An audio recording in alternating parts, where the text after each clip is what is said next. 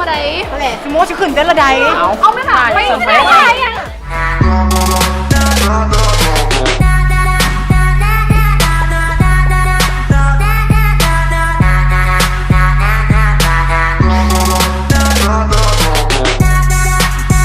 คนจอมาตั้งแต่ในมือนี้เนาะครับพวกเขาเป็นอย่างเลยย้ำหักมันแต่พวกเขาเต็มร้อยแล้ว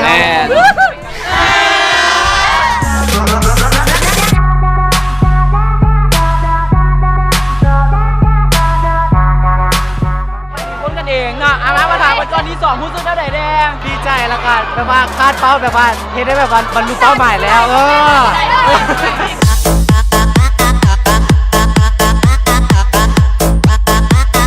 No digáis nada, no os entendería.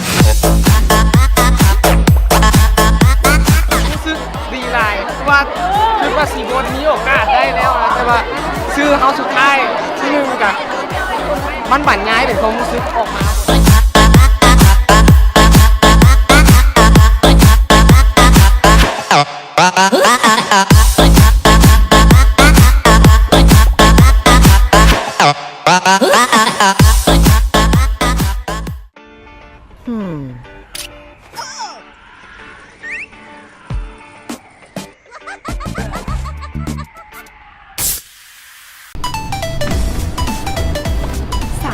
บ้านเบี้ยวนี่บุญมันได้มาง่ายๆเลยต้องผ่าน5แอปดังๆกันก่อนก็คือเริ่มแอปอีกเลยนี่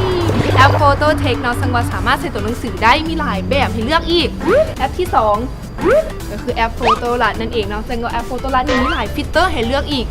สีนะสุดงามนี่ก็แอปที่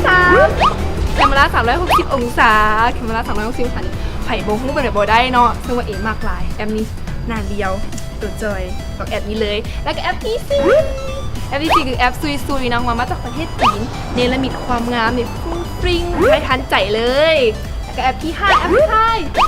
แอปเบสตี้นั่นเองเนาะซึ่งมันมีฟิลเตอร์สีนวลๆแบบเกาหลีอันยังมันครบ5แอปตัวนี้ไปโหลดกันเลยไหมไปก่อนไปโหลดกัน